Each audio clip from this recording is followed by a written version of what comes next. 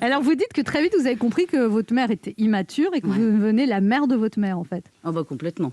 Ouais. Et en même temps... Elle était très loufoque, votre mère. Elle était fantasque, elle était loufoque, elle était libre, elle était très très drôle. Donc c'était la mère géniale pour toutes mes copines et mes copains. Parce qu'elle nous laissait seul week-end, parce qu'elle était vraiment drôle et originale. Elle avait un pendule de temps en temps. Elle nous a tout fait. Mais nous, on détestait, quoi. Moi, Bisous sur les fesses aussi. Non, mais tout. Elle venait me chercher en moto avec une jupe en cuir bleu électrique, mais j'avais envie de crever. J'avais 15 ans, je disais, mais qu'est-ce que... J'ai envie de faire de la moto en ce moment, alors qu'elle n'en faisait pas du tout. Voilà, il y avait beaucoup... Et en même temps, elle avait un côté... et c'est ça qu'elle nous a, je crois, transmis à ma sœur et moi, un côté...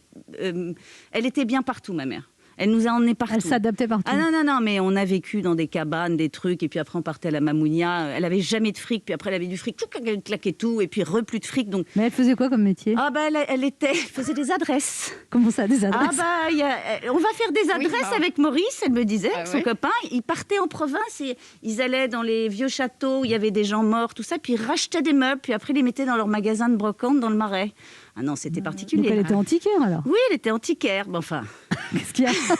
Enfin, c'était pas une antiquaire de la rue de Seine, quoi. C'était plus une brocanteuse. Mais elle était très, très marrante. Elle aussi très libre, très folle dingue. Mais pour nous, c'était plus compliqué. C'était dur à porter. Parce qu'il fallait la gérer tout le temps. Il fallait tout gérer. Et puis, on est né dans la culpabilité. Moi, je suis née coupable. Pourquoi? Parce que on fallait prendre des partis pour tout, être au courant de tout, être d'accord tout le temps. Si on n'était pas d'accord, c'était dégueulasse. Ah bah évidemment, votre père. Ah bah évidemment. Bon, tu vois, bon, merci. Allez-y, laissez sortir. Il paraît qu'elle était jalouse aussi, votre mère, de vous, en fait, de l'amour que vous aviez pour votre sœur, de tout ça. Mais je pense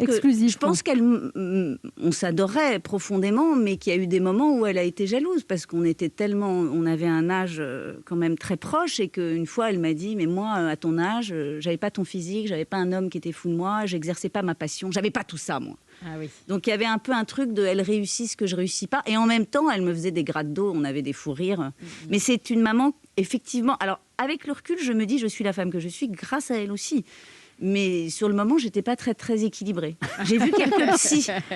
Ils ont dit quoi? Mais là, vous avez pas l'air déséquilibrée, Gwendoline Lamoureux. Non, parce que j'ai 50 ans, que j'ai vu 4-5 psys. Je fais le travail, je fais de la méditation, je me remets en question tout le temps, j'ai écrit.